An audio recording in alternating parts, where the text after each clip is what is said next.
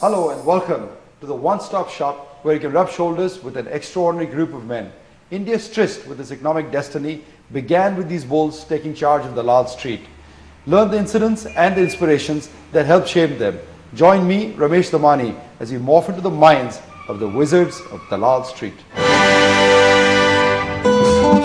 My guest today is someone who emerged as the young tiger of the financial markets during the Harshad Mehta bull run of 1992. But by 2000, the skeptics were on his trail, calling him a has-been.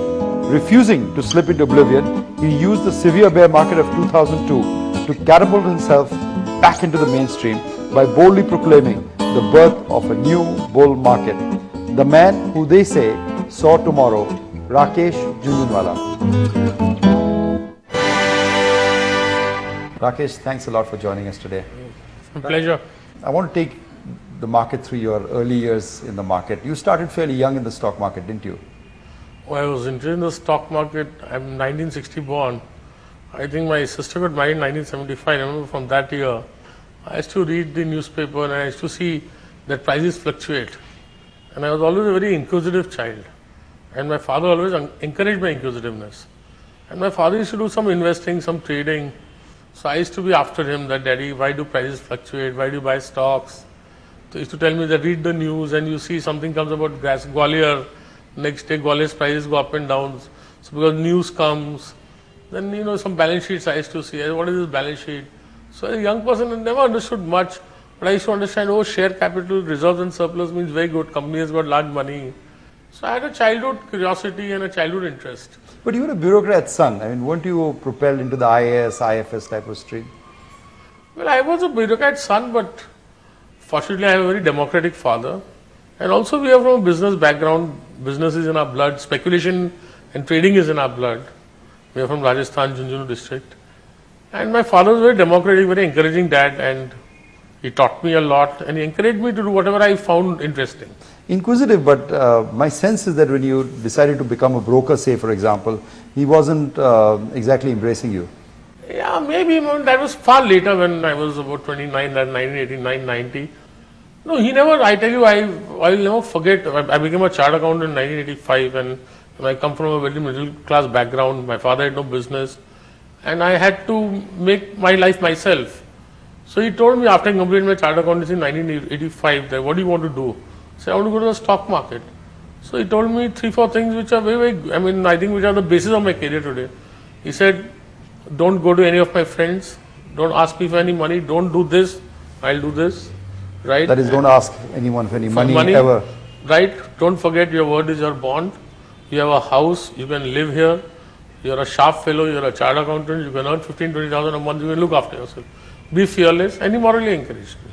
1985 is when you entered the market. Can you tell us the first stock which was your original idea? Well, I had no money and my brother was a practicing chartered accountant. So he had a client whom he introduced me to.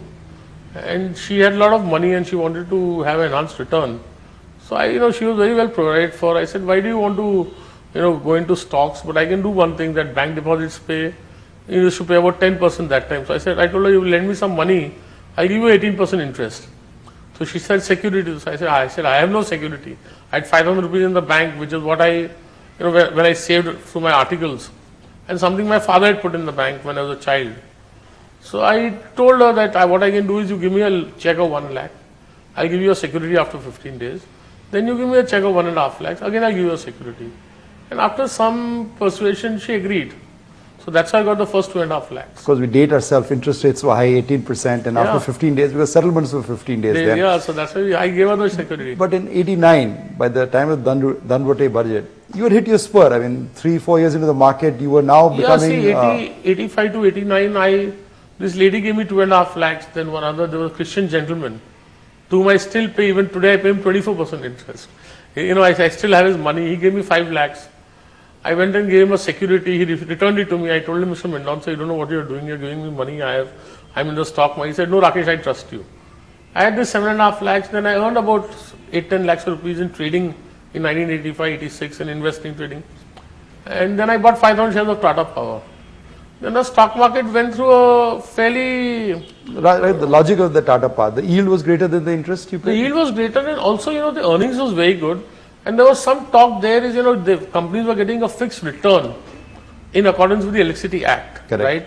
There was some talk that they will link it to the amount of power generated. At those times, even the percentage of capacity used was far lower than today. While Tata Power's capacity utilization was 100%.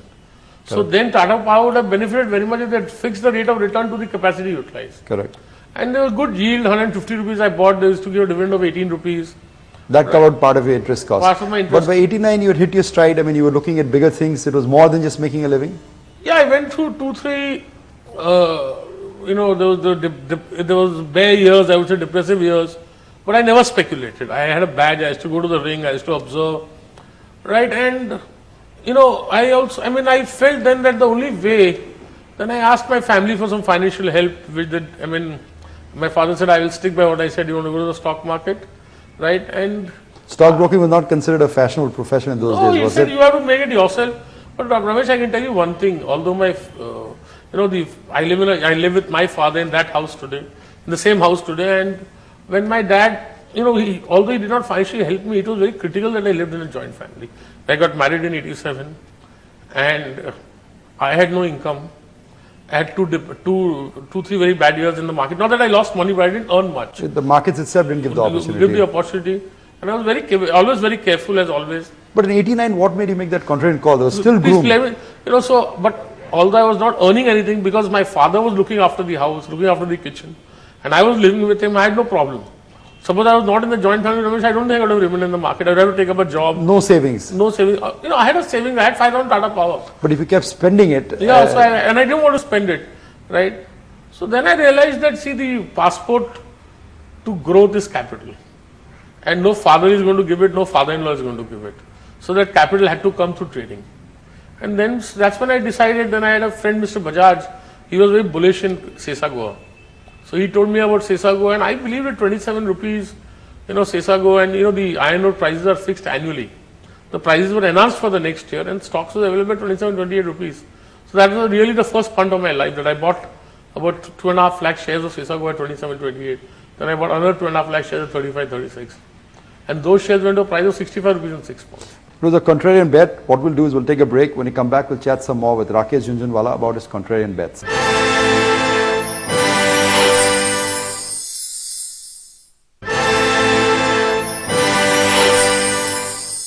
Welcome back to the Wizards of Dalal Street. We're talking to the wizard himself, Rakesh Jhunjhunwala. Rakesh, in 89, did it teach you to be a contrarian, the us against them philosophy that you've always stood for in the markets? Well, I try to assess the markets, opportunities, what the prices are, what the prospects are, and then if I differ, I differ. I think in my investment, in my thought of things, being a contrarian, not a rule and not being ruled out. But great fortunes in the market are made when you stand alone against the crowd, against the conventional wisdom. Yeah, but again, the conventional wisdom, you have to, Ramesh, do it with great care, right? And you don't get many an opportunity, although you get opportunities. I agree with you that the great fortunes are made by standing against the crowd. But my idea is not to stand necessarily against the crowd. I am participating in this bull rally. Who were one of the first persons to point out, of course we get to that later in the show. But let's go to 1992. It was a defining period in the Indian stock market. The index, 89 about Madhu's unvetted budget. We finished 89. I can tell you why I was bullish. I don't know if you know the background that VP Singh had become Prime Minister. We had a first coalition government in the center. Right. And VP Singh, the market had welcomed him with a huge rise. Then there was all talk, just as there was last year, about the communism, socialists, and Madhu Dhanvate was the finance minister, and the budget is going to be very, very socialist oriented, and all bull talk that they're going to impose a tax on education. And I know that state, the education is a state subject, and for revenue of 100 crores and the coalition government in power, they are not going to amend the constitution. So in all kind of fears, in the market, I thought that, the first part of the liberalization program in 83 was launched by Mr. VP Singh, only when he lowered the income. And I thought although he's a Thakur, he's a businessman who understands business. So I thought he will never give a budget which will hurt business. And a couple of his budgets as finance ministers were positive. Were very good, very positive. And after all, he was the Prime Minister, he was giving the broad direction to the budget. And therefore, everybody was humongously, I can't tell you, Ramesh, you have to be there to understand the bearish sentiment. And